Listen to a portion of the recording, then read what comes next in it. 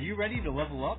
I'm Ethan. And I'm Travis. You're listening to the Level Up Business and Life podcast, where we talk to the top business entrepreneurs to learn their level up secrets and get their tips and tricks to level up your business and life. Level up your business and life today. Today we are interviewing Alan Higbee. Alan is a local entrepreneur who has just built a bunch of businesses. He's come into Johnstown, and currently he's working on another project as well. So we're excited about today just to chat with him, see, learn his story, and hear a little bit about where he's been, what he's done. So, Alan, welcome to the show. Thanks, Ethan. I guess we'll just start off. Why don't you tell us a little bit about, some of your story background, and then, some of the first businesses you started, and we'll go from there. Okay. I grew up in the Midwest, so Nebraska to be more geographically locale, and moved around the country, moved around the world playing sports. That being said, my first business was a pooper, scooper, cleaner up business. And what I did is I targeted working professionals that had pets. And so I would go walk their dog, and I'd say, don't worry about it. I grabbed 1,000 bags from the grocery store, like you put your produce in, and I just used that as a piece bag. So my cost was nothing. And I would charge, $10 for a dog walk for an hour. In the process, they would defecate, be a $5 premium on top of that, make $15 per. I could do 5 dogs at one time, up to that, so making over $100 an hour, and that was in Chicago. It was very simple to target working professionals just because you could follow the foot traffic. And how long ago was this? When were you?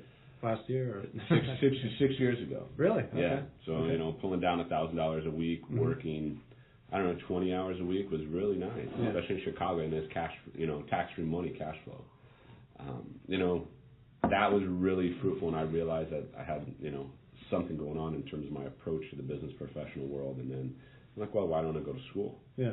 So, got done with sports, decided to go for a double master's degree in finance and leadership, and went out to Minnesota and shared time in Baltimore interning at different universities, and finished my double master's in about 14 months. Mm-hmm.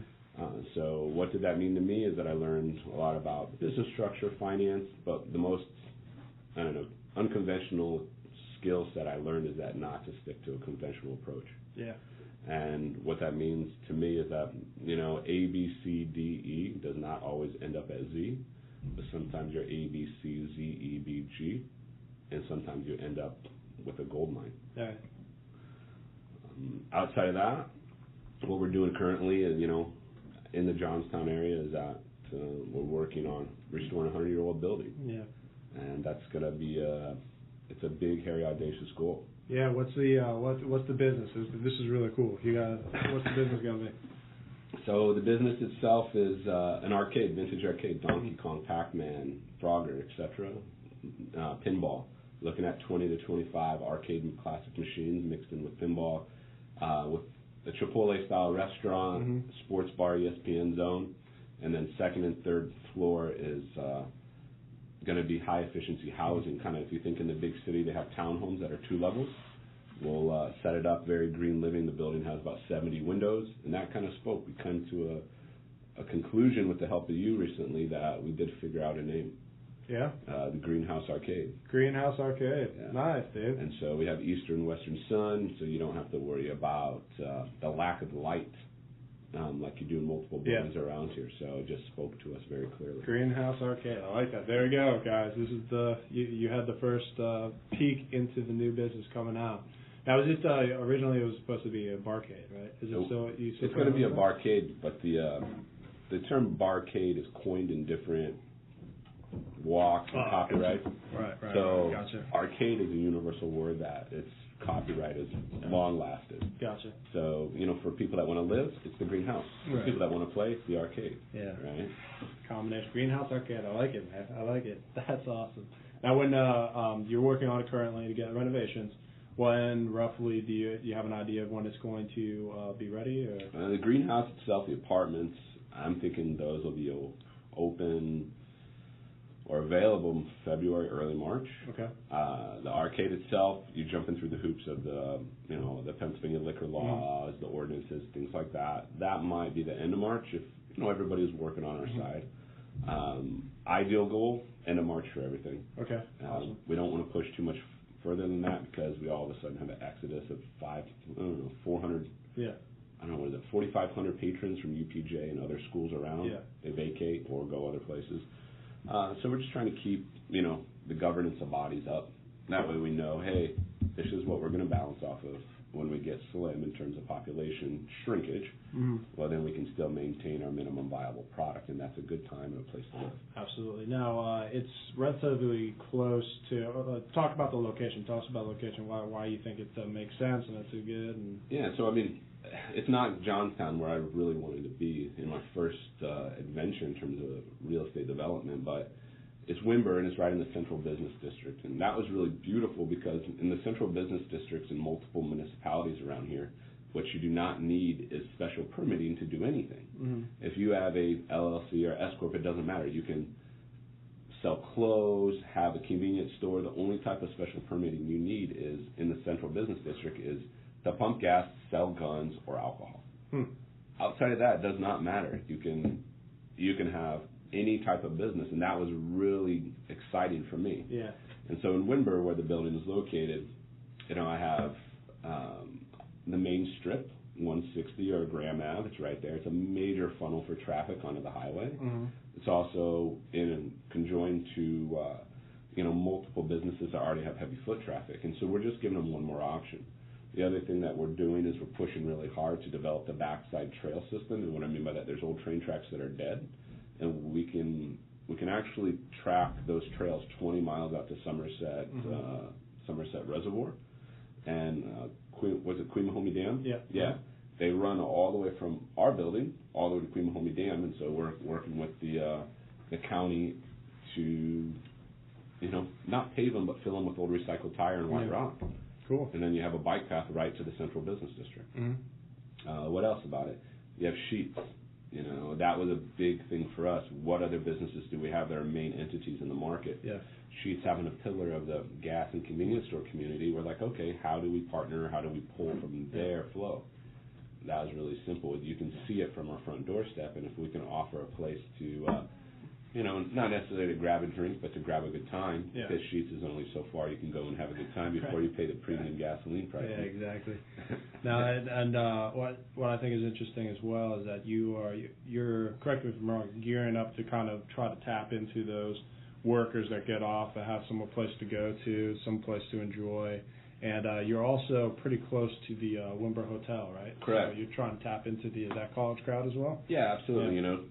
We want this area to last, and we want it to reinvent itself in a way. And in order for that to do that, we need people a lot younger than you and I. Yeah. In terms of the after-work crowd, absolutely. 160 or Graham Ave is a major throughway for people to exit to the interstate. But we have a beautiful parking system. We have ADA parking. We have a parking lot. We have unzoned street parking. You can pull right up in our building, have a cocktail, have a bite, go home. Grab food for your family, go home. That way you don't have to, go home maybe, and I use this, sweat over the oven, sweat over the stove. You can have something good, nutritious, healthy, and refreshing. And then let's say your family is mobile. They can always come here and meet you. People can jump something in an arcade, and it's something that both generations can hit. Who doesn't like Pac-Man? Who doesn't like Donkey Kong? Yeah, exactly. And then Wimber Hotel. They have a main pull for the college crowd. And I'm not downplaying Wimber Hotel's importance to the community, but I'm thinking that if you're a senior in college and you're trying to step up to another level of fun, well, 5-cent chicken wings and maybe, quarter drinks are not necessarily that as you graduate into grad school, because you want to put yourself around a network. Right.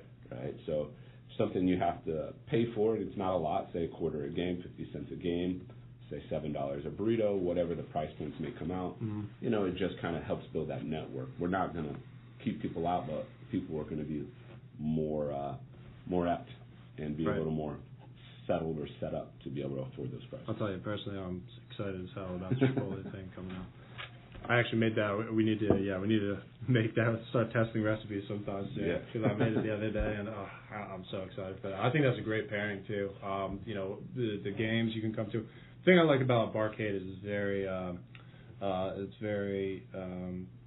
it's not intimidating in terms of you don't have to. You can come in, you can do you can play games if you want to, you can drink, you can do both. It's kind of you have options instead of a traditional bar where you come in, you have a drink, you maybe do some dancing depending on where you are, right. and hopefully you go home. Well, if you're lucky, you go home not alone, but Right. The thing I like the Barcade is very, very casual, and it's much more safe. And I see it as a huge draw for like the college crowd when you go out for a date and or a group date setting. Sure. And it's not, again, there's no pressure either way to just grab a drink and that's it. Like you can play some games. It's much more casual. So. Right, and that's critical. One other hot button just to mention that we did achieve, and it's just finalizing the details for each one. We recently went to the Pittsburgh market and talked to Food Truck Row. Yeah. And we got verbal and email written agreements from about 32 different food trucks that show interest. And what the concept was is that we're going to be a Chipotle, but we want to introduce different food to the market because we want that food to come here as consumers ourselves. So twice a month, like say the beginning and middle, we're going to shut our kitchen down and let the food trucks move in. Yeah, that's it. And we'll just cycle whatever it is, Korean, Japanese, etc., Caribbean. Well, we'll talk about how you, because I thought you talked to me about the deal that you made with them. I thought it was really interesting, like incentive in terms of, because people have tried food trucks around here, but they've been semi-successful, and typically because they're, the crowd is hit or miss more or less, and it's usually at events. Right. And as we know, events around here are sometimes good, sometimes bad, right? So that risk from a food truck's perspective, coming out here, expecting a huge crowd, and sometimes it happens, but sometimes it doesn't as well. Right. What was the deal that you presented, or how did you come about in setting up that? Because I think it's a pretty sweet incentive the way you put it. We just kept it simple. When talking to the food truck owners, managing operators, etc., we just simply said, hey, we're opening a business in Johnstown, Wimber area. You have a following, we have a space. We would like you to come do a one-shot. And the whole thought about that is, they're looking at cost because travel makes it cost. Let it be a diesel, gasoline, let it be petrol, let it be propane or whatever. We said you can use your truck or you can use our kitchen. Doesn't matter. The only thing we want is you can take all the money. We just want 20% of receipts. Mm-hmm. They're like, no rent? I'm like, no. And they're like, why? All I want to do is cover my electrical and gas. Mm-hmm. That's it. And the whole thought about that is that we have a lot of people in the Wimber, Johnstown, Evansburg area that commute to the Pittsburgh market for job, for work. Well, if you don't have to go all the way to Pittsburgh, but you can drive 20 minutes the other way, are you not going to show up for your favorite food truck? Yeah. Right? And then what they touch more than we can touch sometimes is that market in Pittsburgh. Maybe people want to get on the bus and come down to Wimber and experience a barcade that's not under the hurriness that you might get in Pittsburgh and still get the favorite food truck that you want. Yeah, exactly. I think that makes a lot of sense. And, think about on the food truck's perspective, there's days that they have a place to go, there's days that they're going to go someplace, but there's other days that they're wondering where we're going to go today to find the foot traffic. So you give a very cost-effective way to come out and potentially get a crowd. Sure. And that's a big thing. It's if we can get people in the market, we can see how the market responds to the food trucks in terms of the genre of food. And if a big following shows up, locally to experience that food truck, then we have a realistic approach to say, hey, you want to open a small business here? And so we would start recruiting. Right. And if we look how small communities were built on the backbone, it came around food and booze. Right. And then everything else spawned off retail, et cetera. Right. Yeah, that's cool stuff. Well, awesome. I'll get you to do a full plug here in a minute, but if you want to plug really quick, where can they find out about the Greenhouse Arcade? Like, are you going to start marketing anytime soon? Yeah, so big entity around here is Facebook. Mm-hmm. We'll build a web page next month. Okay. We just have to get our architectural plans finished up. Greenhouse Arcade is 1800 Graham Ave. You'll always see guys working there. Yeah. And, feel free to come in. Facebook itself will be Greenhouse Arcade, Johnstown, Wimber, etc. We'll see how we put the verbiage per se. But you can also reach out to me, allen.higbee@gmail. It's ALLEN.Higbee, HIGBEE@gmail.com, or cell phone number 402-957-0154. And I can give you the most up-to-date details because there's a lot of moving parts right now. It's hard to build a website, build a Facebook page, and then realize how things move so quickly, and then you're changing everything. Gotcha. Yeah. Well, cool. So I'm going to switch gears a little bit because you do have an interesting story. I want to go a little more into that, I think. So your first business was a pooper scooper job business. You went to school, went to a master's, dual masters, and then from there, tell me about because you opened several businesses, right? Okay, Yes. so talk about a couple of businesses and like what made you decide, the opportunity that you saw, and what made you decide to start up those businesses. Okay. After Pooper Scooper, moved to upstate New York, started a personal training business. I was always into exercise. That came off the sport world. I targeted community college adjunct professors. They have decent money. They have unrealistic health goals. So we have to figure out how to meet them in the middle. How'd you identify that market? So sat on a college campus and looked at overweight people. I mean, that's a good way to do it. Yeah. It's upstate New York, so 6 months of winter transitions to not a lot of people going outside, and so it's a yo-yo effect. And so I identified the yo-yo effect, and there's nothing wrong with that. It just was a ways to a means, and in that process, I took a job at the VA at the same time doing physical therapy on a med-surg rehabilitation unit. So what that means is we get a total knee replacement, and I have them walk. I would get them up and walking as a physical therapist the same day. So there's no sitting in the hospital for 3 or 4 days. It's a total knee out. In the morning, we are walking them out the door that night, if not that first morning. So that was fun. It was aggressive. We moved from there to Baltimore market. Baltimore was fun. Started a personal training business there. That's my background vastly is exercise science.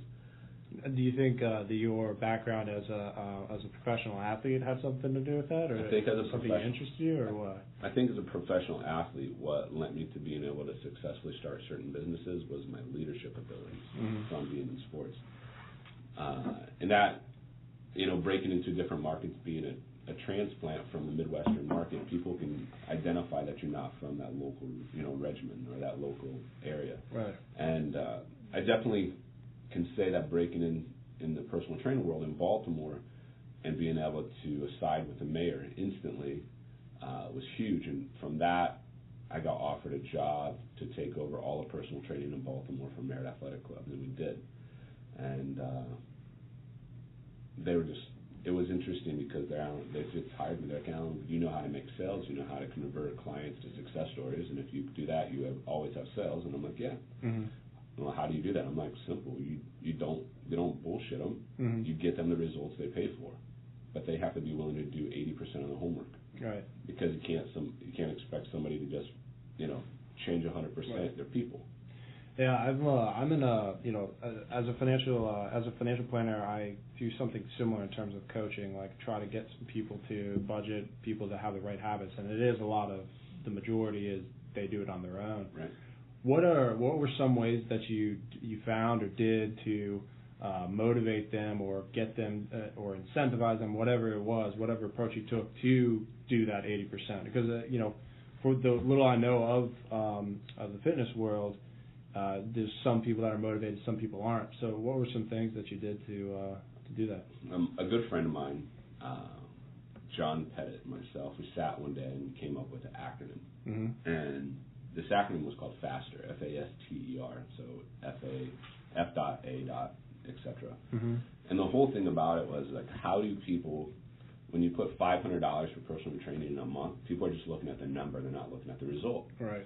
So we figured we needed to decipher the monetary number differently. We need to figure how to interrelate that to their picture. So we did fast food, alcohol, Starbucks, Dunkin' Donuts, treats, candy bars, vending machines, entertainment, and restaurants. And we said, give us your weekly average of what you spend on each one of these categories and multiplied it times 4, and we told, okay, it's $1,300.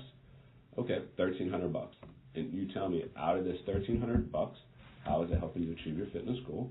And then, what is improving your quality of life? And so what we found out is that out of all the people, that we interviewed, most of them found out that they could improve their quality of life, or their quality of life could be maintained by just 20% of that $1,300. The rest is just expendable junk. Right. So we said, well, why don't we flip that into something that is productive and purposeful? And they had no problem, closing. And a good example is that, personal training had 13, 14 trainers at one location who trained everybody to almost a brainwashing system. Mm-hmm. And that's all the personal trainers for delivery, because people were trying to hard close like a car salesman. I'm like, no, you have to empathize with where these people's money is going, right, and what their quality of life means to them. Once we did that, in 2 months we went from 3,000 in sales to 42,000 in sales. Oh man, wow! And this is a bit of an increase, Yeah, and this is on an income.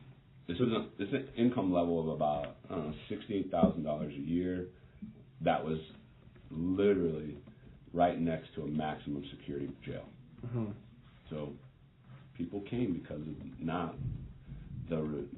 necessarily the money, but because of the result. Right. Yeah.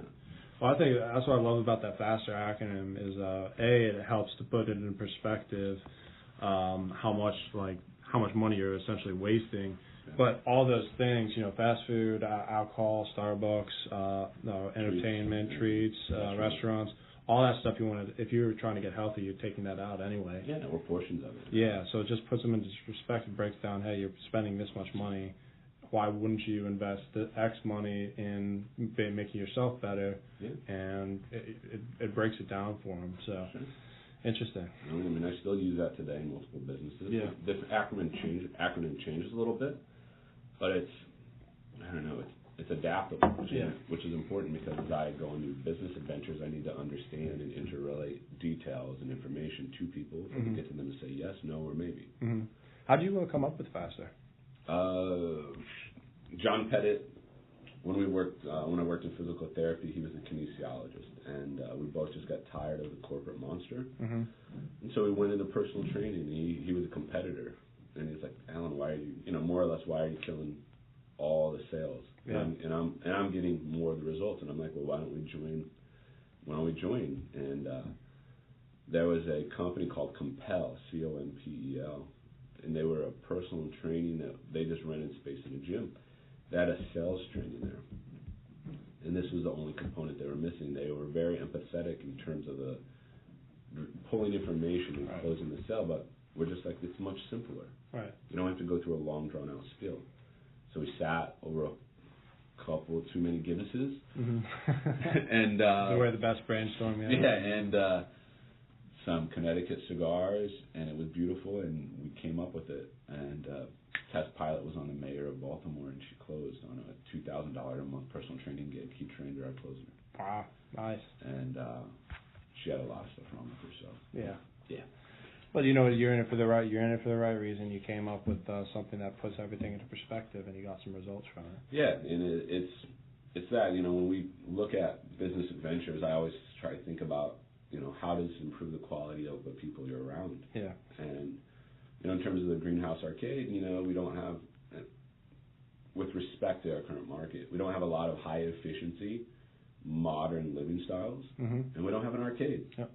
And we don't have buildings with a whole bunch of light where you can grab a drink and also play a game. 100%. I mean, yeah, especially nowadays when it's cold, like this time of year when it's cold out there, the things to do are, are much reduced, shall we say. And modern living, we need more of that. So you see, it's interesting, like you've always, with all your businesses, you've always been able to see that opportunity and capitalize on it, which is what, being an entrepreneur is all about, in my mind, at least. So fitness was the second business. Yep. Then you had a couple other ones after that. Yeah, we had fitness, and then we came here and we tried to do lecture sports. So Johnstown Social is a spin-off of Baltimore Social, which is now Vola. Major business entity, major business thing. Partners in that was Colin and Stefan, and or Gio, excuse me. and they're younger than I am, and they came right out of the gates, coming off of undergraduate and playing the games like beer pong or pong, duck races, cup races, flip cup. We just supersetted them, because Baltimore has a big urban population, and it also has a lot of parks and places in the urban environment. And so we launched this in Baltimore, and we built it, and they came. Nice. So what was it? Give me a breakdown of it. So we would just superset sports for 6 to 8 weeks, and we would superset cup and hand kickball, so a solo cup, and you have a line, you're fluid. Doesn't matter what you have, has to be in that cup at all time. And then we go back to a local pub, which is within 3-minute walking distance, and we play flip cup. Yeah. And you get your sport with your social happy hour. Yep. And we had multiple sports going during the weeks. We had indoor soccer mixed with shooters. We had Roomba pong, so we strap a cup on a Roomba. You have to stand on one leg and play pong. mixed with volleyball. I mean, there's just a lot. We played field hockey, and we also played roller hockey, and we just superset it with another style of happy hour. We tried it here, failed.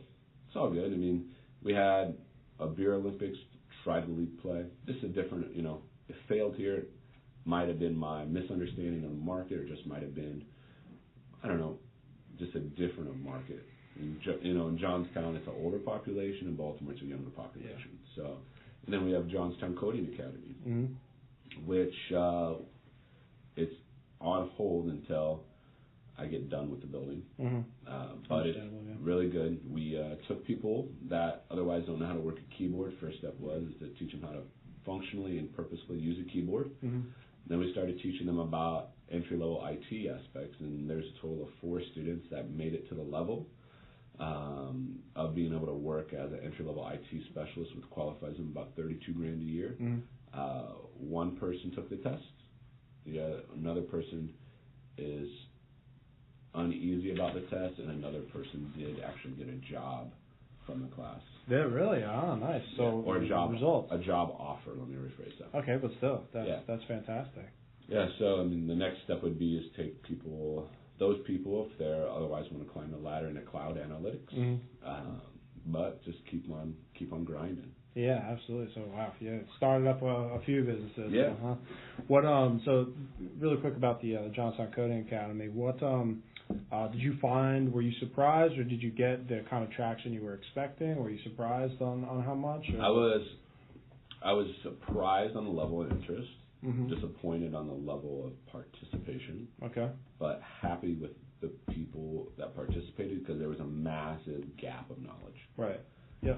From an outside market, I'm not saying I'm better. I'm just saying I'm more aware. Yeah. And in this market, there is just things that people aren't familiar with. Right. And I really believe that it's never going to be a profitable business. Johnstown Coding, it'll be a break-even business, but it's all about making insight, information, and education affordable. And we charge $60 a month to learn for a month. Right. And at the end of it, you can pay $100, take a test, get credentialed. Right. It's a lot. And I'm not just devaluing education. It's just for people, it's another option. I love the fact that you're pretty much off the bat teaching them how to make money off online, right? Yeah, we teach them that. Freelancing is a big entity today. Yeah. We teach them multiple engines of freelancing. We can help them find supplemental information in terms of learning styles, and we teach them. We teach them a lot. I mean, we spend 10 minutes, make $20 for just literally grammar correction. Right. Using a MOOC. Right. That's a freelancing website. And so if you want to supplement your cost of the class and continue to learning, we'll give you a laptop, our own laptops, so you can take home and work with. Yep. Or you can spend an hour before class, work here at 814 Works, and you can make money. Yeah, which is wonderful. And it's amazing how many opportunities there are to make money online. If you just know how to find them, and B, how much knowledge there is out there that you can find. Because you're talking about the knowledge gap, and I completely agree. Around here, and just in general, oftentimes there seems to be more of a knowledge gap in the workforce than there should be. But I'm a big advocate that, the excuse of not knowing how to do something is becoming more and more of an excuse these days, because literally, man, you can go online and with a little bit of research and knowing the right resources to go to, you can teach yourself pretty much anything. Absolutely. I mean, think about the instructional form that has become, and I'm referring to YouTube. Yeah. And you want to learn how to build a wall. You want to learn how to, clean your dryer vents. Yeah. You want to learn how to, do calculus. Mm-hmm. There is a resource online. Resource. And if you're a visual learner, you just copy what they have. Yeah. And you learn 10%. Yeah. And if you do it 10 times, then you'll be about 80% proficient. Yeah. I can't tell you how many times. Like, I have a friend actually out in Wimber. He's been building a house for years and years, and I was like, how do you like know how to do all this stuff? He's just like, YouTube. Yeah, I hear that all the time. People building things or doing renovations, YouTube. Right. Yeah. Information's free. Yeah. You have a lot of those free universities out there. You can take classes and not take a test, but still, be buddy side by side with somebody at Harvard or MIT. Right. And there's a big thing just not to application. I think you might be talking about Wes. Is that right?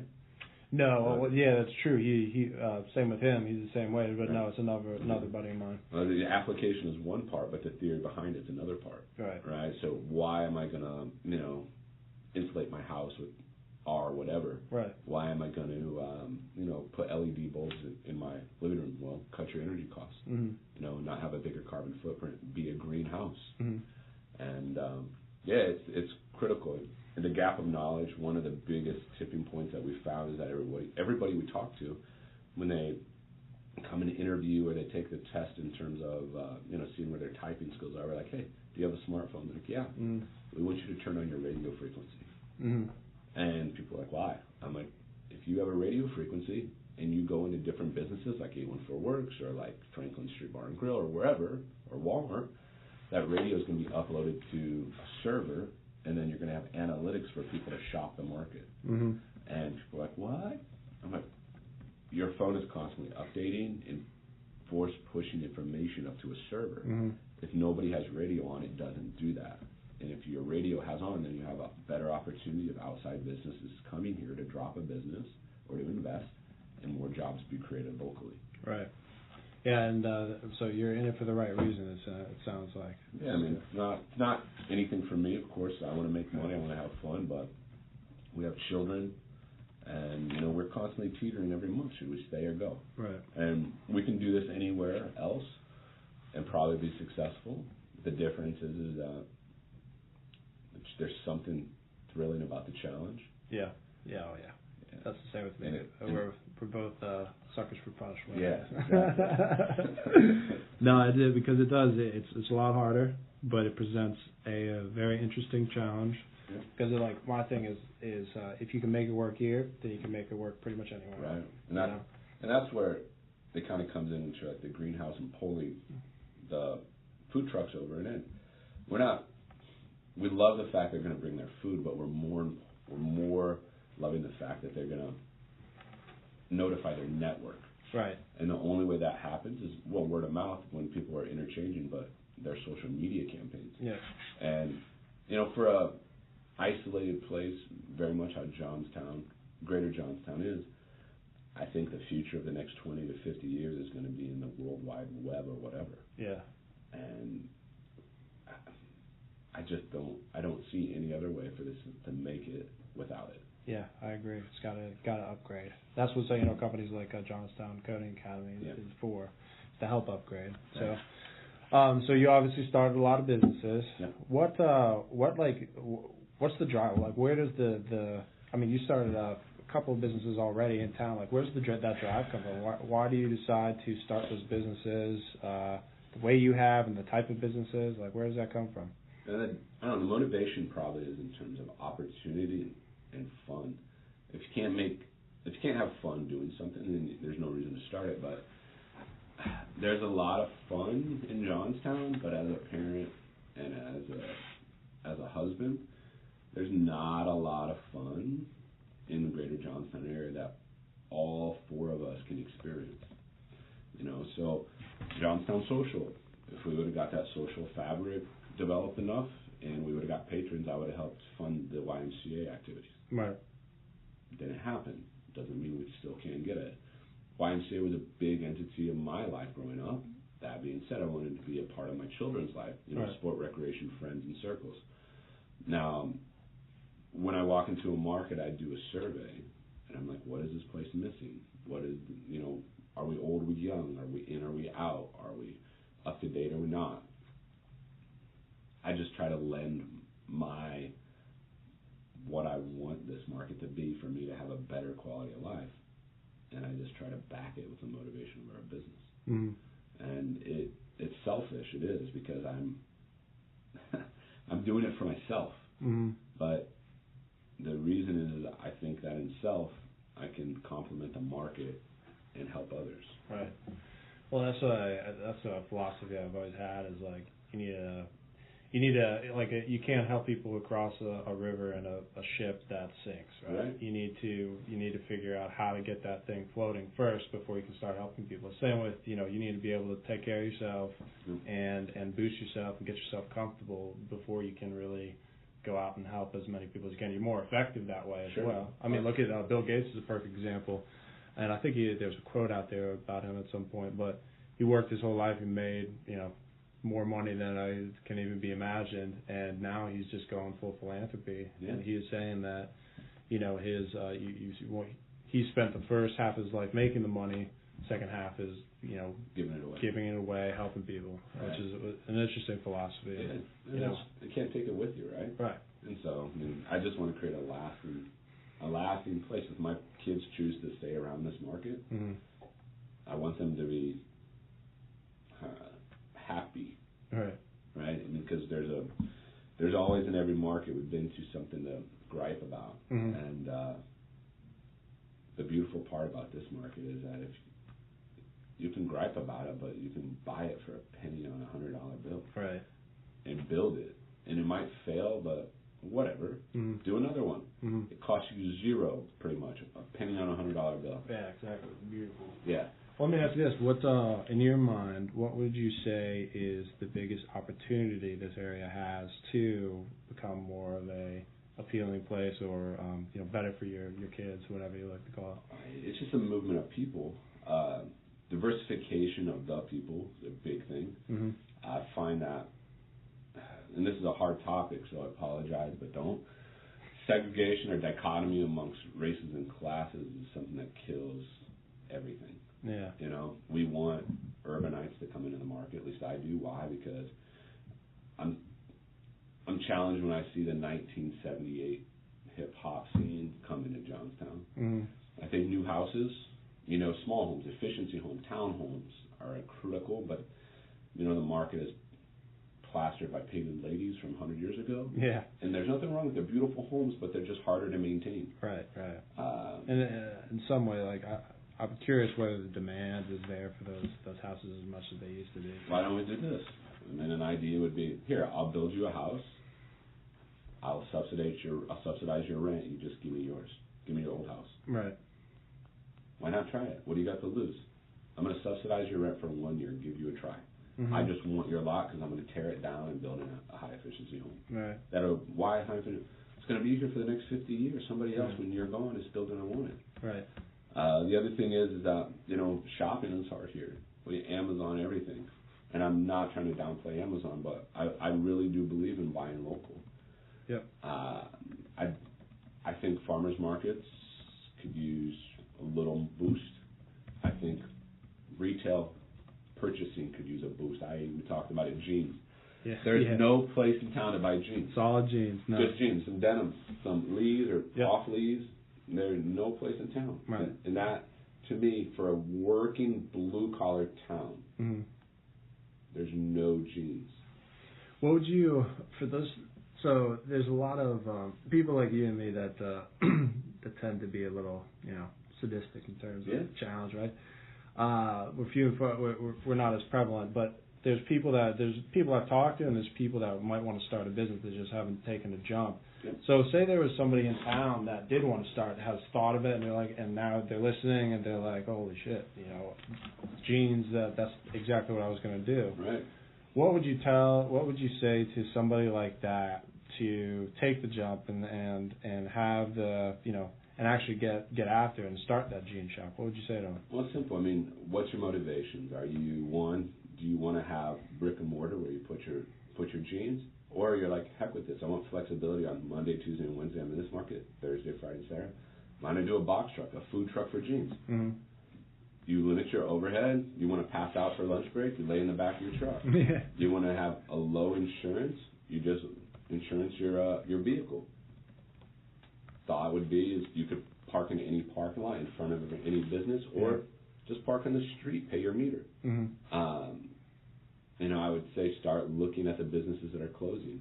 People are being replaced in terms of businesses by the online sale, which we need that, but it's because I think their model is flawed. Mm-hmm. Not because the online business put people out of business, it's because people's model was not flexible enough to pivot to complement the online market sales. Right, I agree. So be aware of that. If you are a mobile truck, that's good. If you're a brick and mortar, that's good but hard, because your overhead, your rent, your liability insurance, your electrical, your utilities, you don't have that in a truck. Mm-hmm. I said, so calculate risk appropriately. Yeah. And realize that Johnstown is one market, but you have adjacent markets all around us within an hour. So you need some flexibility these days, and I agree. And I think another thought as well, approach that you could do is make it a hybrid, people still like the brick and mortar. They do. The problem is that, like you said, it's harder, it's more cost associated with the brick and mortar. Sure. So you could do some sort of hybrid of, if you do like 50% of your sales online, as well as in person, now you have the brick and mortar that people can come in, to hold things, and just shop around, which people enjoy, but you help subsidize some of that cost. Absolutely. In terms of like grocery stores, we order online, we pick it up, right? We don't even have to go in the store. Right. You have mobile hotspots. I think my mobile hotspot's $100 for a month. I have internet everywhere in the world. Right. Why not run your online business from your truck when people aren't walking up there to buy your jeans? Right. People can fill them in. Hey, I want these jeans. Do you have them in the size? I do. Boom. Okay. Can you sell them? Here's my credit card number. Pick them up. Show me your ID. Take your jeans. Have a nice day. Yeah, exactly. I mean, it's simple. You are so flexible that when you're in these markets, you can shop for inventory. Yeah. And I think it complements.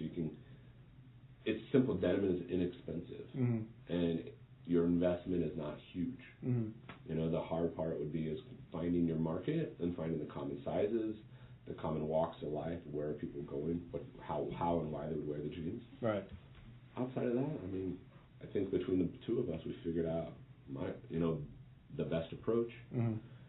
I would happily help back any investment for jeans because I'd be a regular customer. Dude, I'll tell you what, man. Being 6'5", it's not easy to find jeans. It's hard as hell actually to find jeans. So I would love a jeans shop that could come in and give me some personalized stuff. Right. But well, let me ask you this: when did you know that you would consider yourself an entrepreneur, or entrepreneurship was the right route for you? Yeah, I think entrepreneur is just a flamboyant term. I never considered myself as an entrepreneur. People considered me as an entrepreneur. Uh-huh. I just always consider myself a leader in terms of like startup of businesses. I would tell you I'm really good at operating a business. My weaknesses are startup. But as an entrepreneur, I've never met an entrepreneur that's really great at starting up a business. Mm-hmm. Never. Most entrepreneurs will fail their way to success. If people get it right the first time, there's a lot of luck and a lot of skill mixed into that recipe. Mm-hmm. I would say 4 years ago is when the term came to me, and that was with a SCORE approach, SCORE. They do your business plan, they review it, they review your financial and fiscal model, your business model canvas, and they're like, oh, wow, you're really on the tips of being an entrepreneur. Mm-hmm. Okay, thanks. I have a master's degree. I don't know what that means. I do know the term, but an entrepreneur is a very flexible term. You can be a garbage man and recycle all the goods that you can repurpose on the side of the road. You can be an arcade owner. Right. You can be a food truck owner. You can be a co-working space owner. Yep. And people call me an entrepreneur, but at the end of the day, I just want to be myself. Yeah. And people have said this in the market, and they're like, Alan's done another one. Whether it be good, bad, or ugly, it doesn't matter to me. because I will fail my way to success. It costs nothing here to do that, and eventually something's going to work. Right. And it'll work and complement the market really well. Mm-hmm. If I can fork over risk to complement the market, and the market buys it, then I will be rewarded. And that's why I look at it. That's why it costs me nothing. So go into that for a second. When you say failure way to success, yeah, what do you mean by that? Well, look at Johnstown Social Sports. Didn't work. What did we do after it closed? We did a beer Olympics. Turned out pretty well. I mean, first off, haven't done it again. Trying to think about size, approach, ability. I have notes, but if I wanted to do it again, I have more notes. What's my limiting factors? I didn't do a second one right away, like in terms of the following year. But that being said, we're at an influx in the market. We lost 500 more people in the market year over year. I don't know if those 500 people were through relocation or death or whatnot. And then we have the consulting business. Now, the consulting business I do have. I still use it. But, it has rewarded me, but I have people cashing in receipts for favors. So, a business might owe me $2,000. They're like, Alan, can I utilize this? I'm like, sure, whatever. People don't have the income yet, but I can only design the models. They have to be willing to implement them, and I can help them a lot. But my intellectual property has not, one, had them take the chance, or two, rewarded me in terms fiscally. So when you say failure way to success, you mean like you're learning, it's not just because something doesn't work doesn't necessarily mean that's game over. It's no. Learn from why that didn't work out, reapply it. Absolutely, that's a part of the flexible model we talked about, right? Yeah. If you think about yourself as an enterprise, I am Alan Higbee, DBA, all these businesses. You're a holding company, in short. Right. Every single business is a different style of business. Every single business has a different model. If you stay with the same model for every business, you're going to fail. You're going to fail your way to failure. Mm-hmm. And so I look at myself in terms of what I do in a business or the startups as an enterprise. Yeah. And sometimes in a business, i.e. this real estate development side of it, I do not know anything about real estate development. I know about residential development, but this is a commercial building. Right. So I am absorbing information and calling my friends and calling my contacts. And so in your approach, and if you're going to be a serial entrepreneur, what they use for me with starting multiple businesses and just keep snowballing, you have to make sure that you as a person, but as an entity, are flexible in your approach and model and not reactive to the market, but proactive. Right, exactly. And I think that's a really good approach to do, and I think that's the key to the approach is you need to be flexible these days, and especially in business. Business is never black and white. Never. Ever. Like I'm not a huge fan of the formalized, huge-ass business plan unless you're pitching for money. Yeah. Because the thing about it is it's all about execution, and when you start, I almost guarantee 9 times out of 10 you have a nice fancy business plan. Day one, when you start executing on it, that business plan will change more than you think, and you'll have to throw it out. So why? Absolutely. In the barcade, the arcade greenhouse, we are looking for financing for that. We could do it ourselves, but we're just like, let's finance it, put it on a 15-year term. The depth of business plan that I had to submit to the bank was about 75 pages. Yeah. And I'm still not done. Yeah. And the architectural drafting comes back on roughly right around the 15th. Then I have to take everything from the drafting, implement that into the business plan, contact a realtor, see what the market rental rates are, see what the estimated utility costs are, how much all the supplies will cost for electrical, plumbing, sheetrock, paint, etc. Yep. That's all part of it. And that's why I'm saying flexibility. I can't be a mobile barcade or greenhouse housing. This is kind of where I'm stuck at, right? But if you want to open that jeans shop, run a mobile hotspot, a food truck, and you design a rack that just pulls out 18 feet behind your truck, I'd love to run an arcade like that, because if business isn't so hot in one market, I just drive to another. Right. so that flexibility we were talking about. Yeah. You can go to another market if it doesn't work out. Exactly. That's one of the things about the internet and working off the internet these days. Travis was here, we'd be talking about that a little bit as well. But you have that flexibility. You have that. You can reach anybody depending on how you do it. Right. So. And if your business ideas or your skills have to have brick and mortar and it doesn't work in another market, leave. Mm-hmm. But you have to be flexible as an individual to leave your comfort zone and to go find your success. Let me ask you this then: through failing your way to success and through your experiences you have, what would you say are the top 3 lessons that you know now that you learned through the process that maybe you wish you knew beforehand, or you think that other entrepreneurs should be aware of? Don't depend on social media to tell you your market. Sit in every barber's chair, talk to every single person, go to every happy hour. Even if you're poor, grab water and just mingle. Pick people's brains. And target different populations. Target the homeless, the veterans, the young business faculty, the young business professional. How about the middle age? Because those people are spending most of the money. Mm-hmm. That would be lesson 1, especially in this market. It's very different. Yep. 2 would be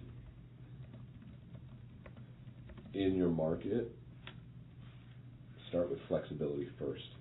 You might use tools like a business model canvas or empathy map. Does not matter. Those are after you have a product. You need to think about, is my business brick and mortar? Can it be mobile? Because in a World Wide Web world, you can send a hot, notification out to all your followers and say, hey, I'm in Evansville market. Hey, I'm in Baltimore market. Hey, I'm in, Harrisburg market.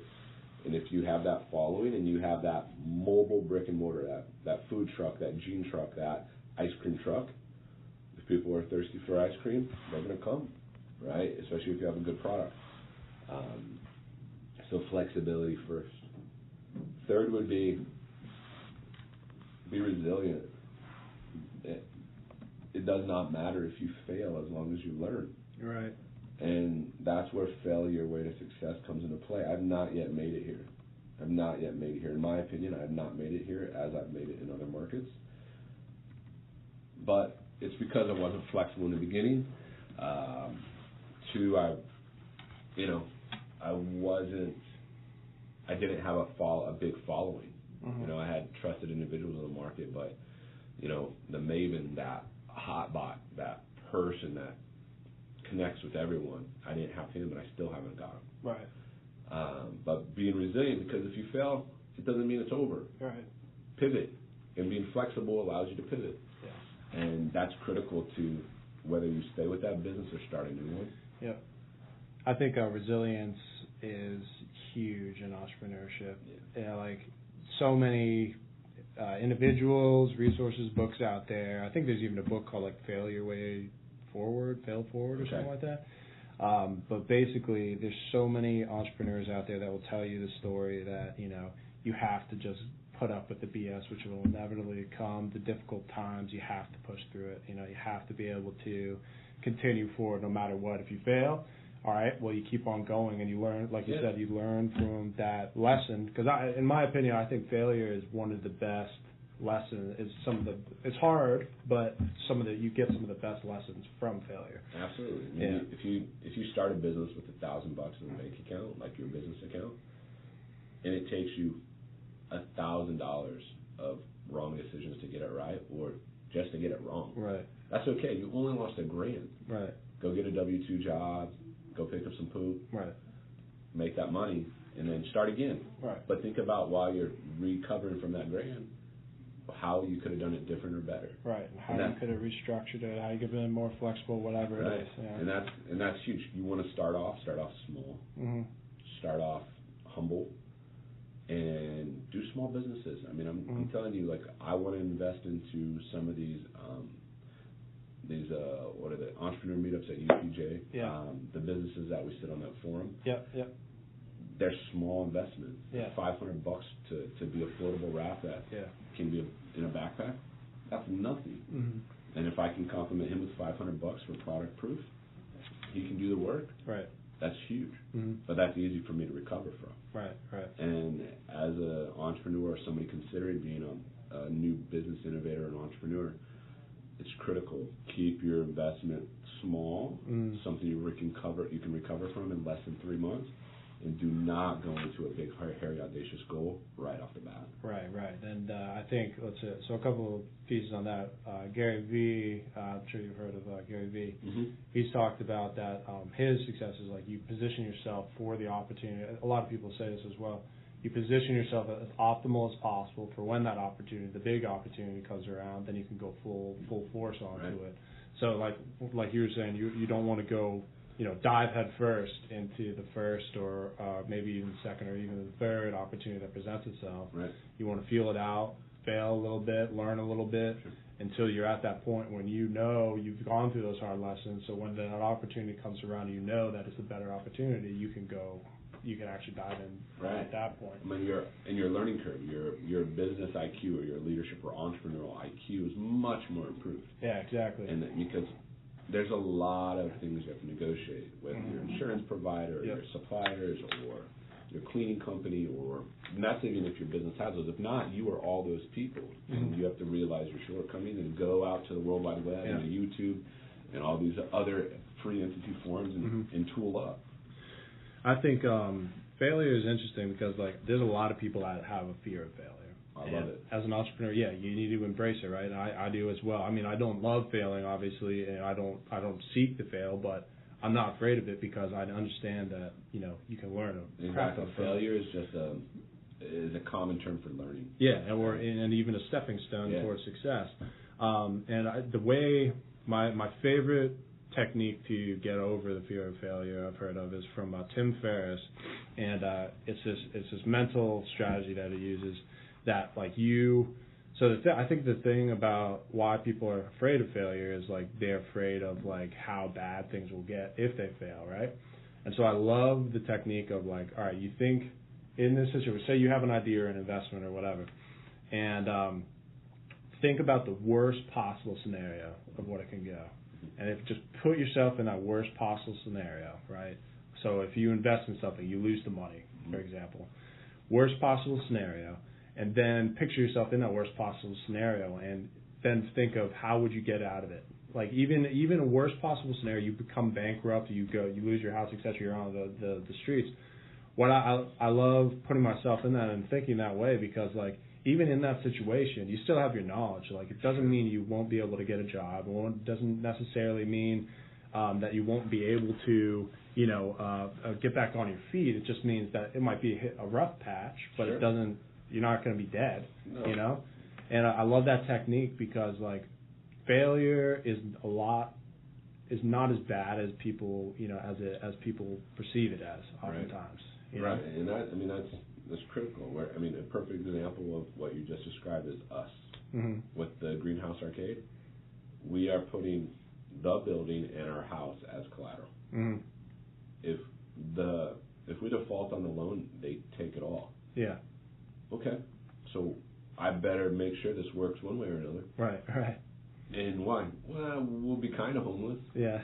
But you have something to fight for. Right. And if I'm flexible in my model, I can fail in one thing but still be prosperous in another. Right. Arcade, the Chipotle might take a dump, but you know what? The residential housing high efficiency might work. Yeah. And that could help supplement. So,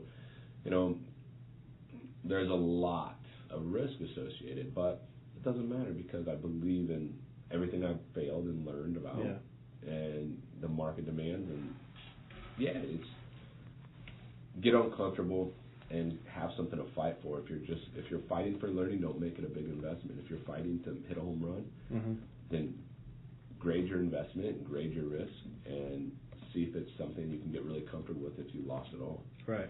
And the people that make it most of the time are the people that put everything on the line. Yep. And it's true. Look at Apple. Look at look at Google. Look at Facebook.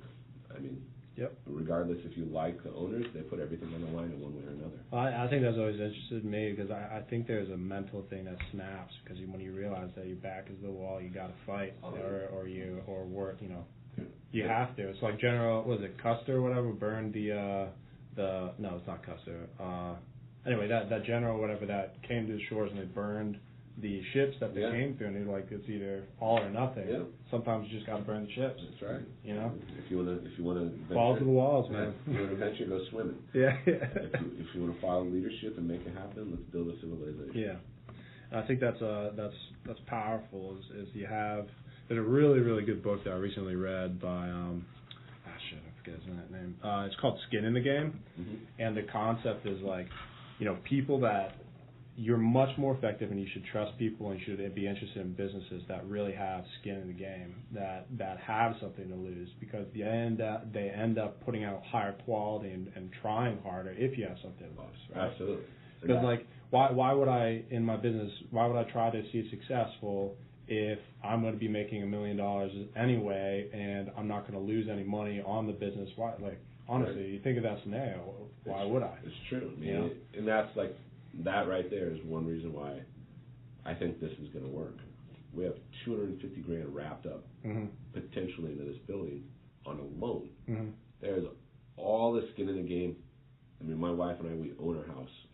It's mortgage free, but I own 50% of that, and she owns 50% of that. She trusts me enough to leverage that. Yeah. We have our building. I own that because I don't want to have it associated with my wife for insurance reasons. Right. But we could lose that after we put $35,000-$40,000 of our own cash flow into that building. Right. So skin in the game is critical. You work a lot harder, you work a lot smarter, and you negotiate for what you want a lot smoother. Yeah. I mean, buying arcade machines is expensive. $2,000 for a pinball machine, I'm buying them for $800. How do I get them down? I'll go pick it up. Yeah. I'll go to New York. I'll pick it up. It costs me $170 for a U-Haul truck. I will drive day and night to go get it. Because no excuses. I want to make it work. Exactly. And I can't afford $2,000, but I can afford $800. Yeah, but I'm going to make it work. I'm going to get it done. That's what I love. Like, I think a huge thing also in entrepreneurship, you need to be willing to not make excuses and figure, well, one way or other you're getting by it. A good tale of the trail would be, why do entrepreneurs work 80 hours up front? Because they can work less than 40 later on. Yeah, as much as they want, as little as they want. Yeah, it's worth it. Yeah. I love it, man. I love it. I love the creation. Love everything else. So last question before we head out here. What would you say was your level up moment through all your businesses that was kind of the turning point, the moment that you went from, all right, I'm just kind of doing this, to leveling up to, all right, I'm full-fledged entrepreneur, going after it, feeling my way to success, not afraid anymore? It's probably the conversion factor from a health club personal training budget. 11 months prior to getting there, they never crushed over $3,000 in total revenue for personal training, and everybody was speaking a different language. It was dynamic, but also defeating. And the gym itself, the health club, had 3,000 members. There's no reason they couldn't get 1% in PT. Well, not everybody knows how to exercise healthy and in good form. And so I took something that we created, and I say brainwash it, but the team was good enough to buy in, and the people that didn't buy in, they left or they got removed. And we had 15 trainers. We got down to 8. 8 trainers in 2 months bought in and applied. And those 8 trainers, not me included, were grossing $40,000 a month in personal training. If you're familiar with Baltimore, it had riots recently. During the riots, not one client canceled their appointment. They drove through the burning buildings down the street, come to their personal training appointment. The riots didn't touch the gym. That's insane, dude. And we still hit $42,000 a month because the quality was there. Because people talked the language. It was systemic throughout everybody. And when you can take a health club, a beautiful health club, beautiful, in the ghetto, next to a max security jail, next to the homeless bridge, and still turn revenues like that, then you know that you created a paradigm. And that paradigm is you have somehow connected with the value proposition of the patron, of the consumer, and because of that, all the personal trainers made money. The gym profited enormously, and five of those trainers are now in leadership roles within the corporation. Wow. And it was the big thing was the tipping point was the conversion factor. Yeah. We had to convert gym members to personal training clients, and we found a way. And when you can convert in your business a consumer to a customer, that's huge. And once you figure out that magic formula, that approach, then you'll have success. I really think so. I mean, there's no business where a consumer can stay a consumer and you'll have success. They have to be a customer. Right, exactly. They can consume all day, but unless they start paying you. Right. You shop for auto insurance, right? Yeah. We typically look at the lowest cost, right? I'm looking at if I drive my car through a building, who's going to insure me the best? You want to be insured in that. Yeah, exactly. And it really comes out, it might be $20 a month difference, but I want that coverage. Right. The people that can convert me because I'm aware are really good service-minded people. Right. And when I have a service-minded people rather than a product-minded person, then I will pick service-minded all the time. Yeah. And that speaks to you better be really good at customer service. Yeah. And you have to be genuine in your approach, because there's no reason that a consumer will become a customer unless they think you're real. So, really quick, what's really good customer service to you? It's very interesting because I look at it as like a reverse escalator, escalator going down. Top shelf is unbelievable, and for instance, something that's unbelievable today is very good tomorrow. Something that's very good today is expected tomorrow. Right? So your the basal level or the worst level for customer service is criminal. Right? Above criminal is basic. Right? So I'm always looking at if you put days, you're always on a downward escalator. And an unbelievable customer service, I'm trying to find it actually in the market. Nobody comes. I find stuff that's basic in our market, unfortunately. But we were just in D.C. and we went to a really nice restaurant. My glass was never empty, but I was never bugged when they filled it up. My beer wasn't empty. They looked at me. I just nodded. They brought me another. I wanted to enjoy the time with my wife. I was able to do that, get my festivities, have enough beer, have enough water, and have enough food. And at the end of the day, we didn't have to wait an hour for a check. We were done. You look at them, they nod, they brought you the check. You're in and out. Right. Dinner didn't have to take 2 minutes. It was about 45 minutes. We caught a show. But it was streamlined. Right. It was streamlined. It was not me asking. They were attentive. Right. That was, to me, unbelievable service. Yeah. They empathize with my idea for time, my desire for some beers, the desire for food, and the quality of time that I spent with my wife. Because we have 2 kids, we very rarely get to go out. Right. And to me, that was unbelievable. I wrote him a Yelp. Hey, what's up? Thanks. This is our waiter. They did great. It was excellent from the entrance of the door to the when we're walking out the door at night. And I think Ron Kaufman did the downward escalator of customer service. Okay. Very good. And I think if anybody wants to integrate that, it would be a very selfless tool to implement. Yeah, absolutely. Quality and customer service is crucial. I agree. I think customer service, the above and beyond customer service now is more, having mediocre customer service, but besides the above and beyond is more common. Sure. It's very common. Yeah. In general, and so recognizing what the customer wants and not asking for, and then giving it, and then providing the above and beyond service is really important nowadays. Right, and that just plays to, with as many transactions we do online, we miss that person-to-person interaction. Yeah. So what's really great about that is that we have a better opportunity of grading those customer service interactions. And if you are going to grade somebody at X level, let it be unbelievable, very good, etc., then you should be able to reciprocate that, because you as a customer need to give customer service to a worker. Mm-hmm. And people ask me, Alan, why do you tip $30 for crap service? I'm like, because it's a tip. I'll write on the receipt. Keep the receipt. Here's a tip.